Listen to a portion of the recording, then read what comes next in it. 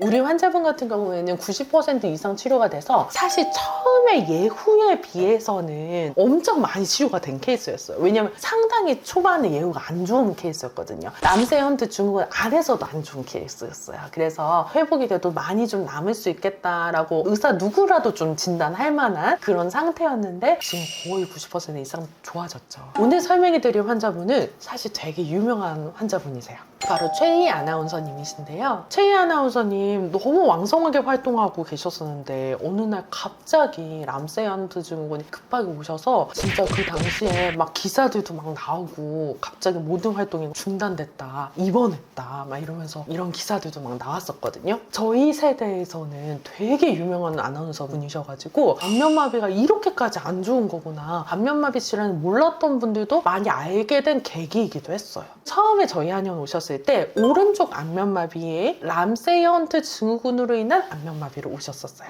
이 아나운서님은 2022년에 안면마비가 오셨어요. 초기에 할 수 있는 치료 다 하신 것으로 알아요. 입원하셔서 그 입원 내용 과정도 막 유튜브에 올라와 있고 그러거든요. 대상포진 후 안면마비 후유증이 남아서 초반에 오버도즈도 다 하시고 하이드로 다이섹션 하시고 입원 치료도 하시고 다 하시고 난 다음에 그럼에도 불구하고 후유증이 남아서 어떤 방법이 있나 싶어서 이렇게 찾으시다가 소개를 통해서 저희 한의원에 오시게 됐어요. 오셨을 때는 이마 주름이 전혀 안 잡히고요. 입술이 비대칭하고 눈도 많이 비대칭해서 너무나 예쁜 이 미소가 찌그러진 거예요. 입술만 찌그러진 것이 아니라 인중도 이렇게 틀어져 있는 거 보실 수 있으실 거예요. 이 눈썹 축이 다르니까 눈도 뭔가 조금 찌그러진 것 같고 이런 것들이 있었어요. 그래서 이 환자분이 나는 치료 받을 수 있는 거 다 받았고 할 수 있다는 거 소개로 다 연결해서 다 받았고 했는데도 낫지 않으니까 마지막엔 이걸 미용적으로 접근해야 되나 싶어가지고 미용 실리프팅을 알아보셨던 거예요. 근데 이 실리프팅이 너무 얼굴을 부자연스럽게 만드니까 연예인분들이나 이런 아나운서 분들은 자연스러운 표정뿐만 아니라 인상도 너무 중요한데 성형한 이상한 이상이 될까봐 조금 거부감이 있으셨던 거죠. 그러던 중에 제가 이것을 전문으로 한다는 것을 들으시고 가장 가까운 친한 친구를 통해서 저희 한의원에 오시게 됐어요. 최희 아나운서님이 초진 당시에 가장 궁금증은 내가 여기서 나으려면 매선침이라는 걸 받아야 되는데 이것이 실리프팅처럼 미용적으로 이상하게 만드는 건 아니냐, 다른 부작용이 있는 건 아니냐, 그리고 이것들로 인해서 내 원래 인상이 영영 망가지는 건 아니냐라는 것들에 대한 이런 불안감이 있으셨고 미용적인 매선의 역할과 안면마비를 치료하는 매선침이 어떻게 원리적으로 다르고 본연이 가진 인상을 지키면서도 이런 표정을 만들 수 있는지에 대해서 잘 설명드렸고 치료를 시작하게 되셨어요.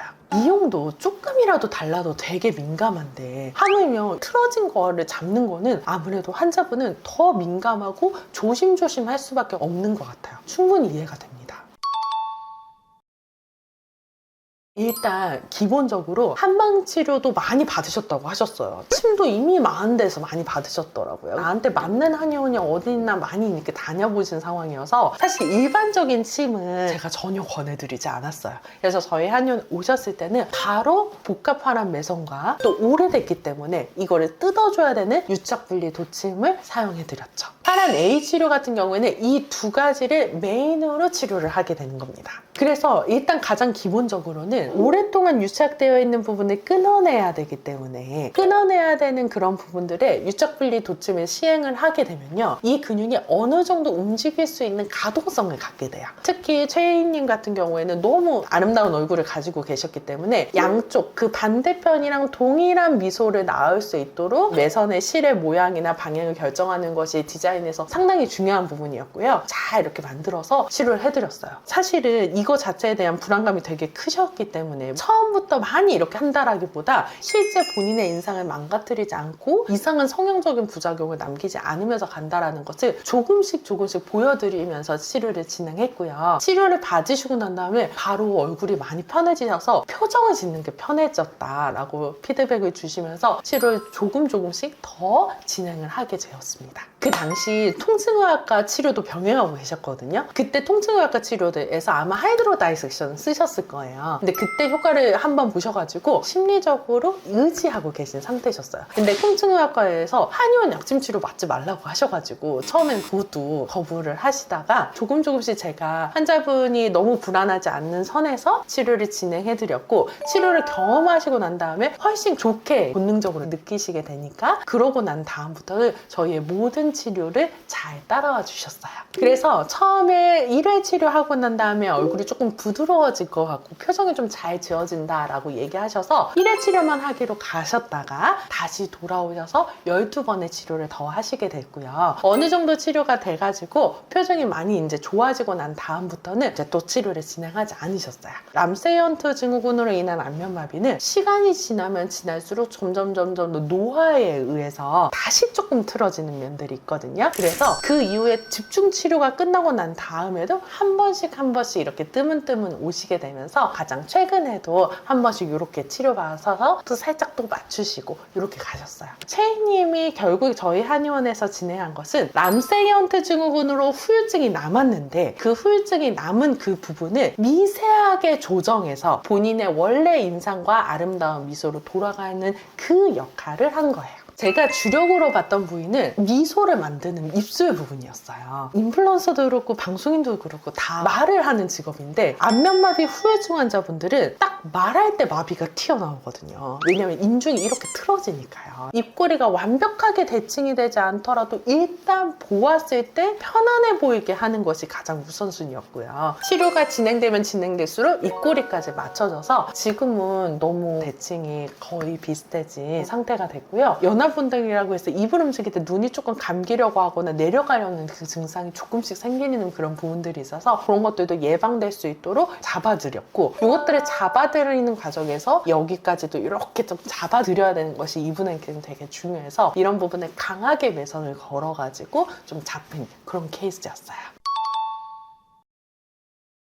다른 환자분들은 아무래도 매일 카메라 앞에 서는 건 아니니까 멍이 한 3, 4일 가더라도 편하게 진행할 수 있었는데, 최희님 아나운서뿐만 아니라 연예인 환자분들은 멍과 붓기가 너무너무 민감한 부분이어서, 그런데 멍과 붓기가 또 아예 안 날 수는 없거든요. 그것들을 최대한 안 나게 하는 것을 조금 더 많이 신경 써야 됐었던 것, 그리고 환자들마다 이제 심사가 조금 많이 다른데 아무래도 불안한 감정이 이렇게 많이 있는 경우나 한의학에 대한 생각들이나 이런 편견들이나 이런 오해들이 많이 있으신 분들 같은 경우에는 이게 내가 말이 맞다 이렇게 주장하는 것이 아니라 환자분이 믿고 따라올 수 있는 만큼 이렇게 해서 소통해 가면서 점점 더 신뢰를 확보하는 그런 과정들이 아무래도 조금 더 섬세하게 이루어졌던 케이스였다라고 할 수 있습니다. 소개해주신 그 중간 친구 환자분께서 처음부터 소개해줄 걸 그랬다고, 나중에 이제 소개해가지고 어떻게 보면 후유증 뒤에 부분만 치료할 수 있었는데 초기부터 치료했었다라면 또 다른 예후가 있지 않았을까라고 하고 우리 환자분들도 그런 이야기 하시고 그러셨었는데, 물론 초기부터 저와 함께 하셨으면 너무 좋았겠지만 또 전 또 그렇게 얘기하진 않아요. 아니 이미 지나간 거 어쩔 수 없죠. 람세이언트 증후군이라고 하더라도 치료하면 이만큼은 달라질 수 있기 때문에 변화가 되는 편을 택하시는 것이 좋으실 것 같아요. 우리 환자분 같은 경우에는 90% 이상 치료가 돼서 사실 처음에 예후에 비해서는 엄청 많이 치료가 된 케이스였어요. 왜냐면 상당히 초반에 예후가 안 좋은 케이스였거든요. 람세이언트 증후군 안에서도 안 좋은 케이스였어요. 그래서 회복이 돼도 많이 좀 남을 수 있겠다라고 의사 누구라도 좀 진단할 만한 그런 상태였는데 지금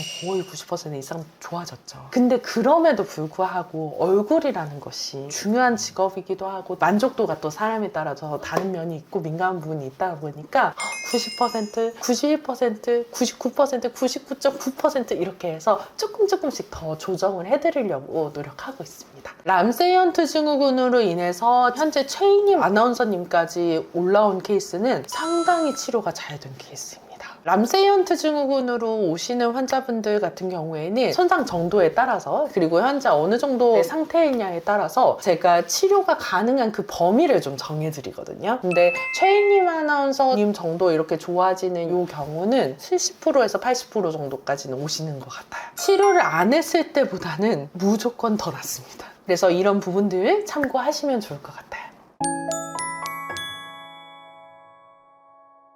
지금까지 최희 아나운서님의 이야기를 들려드렸는데요. 굉장히 어렵고 까다로운 케이스였음에도 불구하고 변화를 일으킬 수 있는 방법으로 방향성을 맞춰가면 충분히 더 좋아질 수 있으세요. 안면마비 후유증으로 고민하고 계신 분들이라면 어떻게 치료해야 되는지에 대한 영상 바로 남겨드릴 테니까 시청하시고 도움 얻으셨으면 좋겠습니다. 지금까지 안면마비 완치학교의 민예 원장이었습니다. 감사합니다.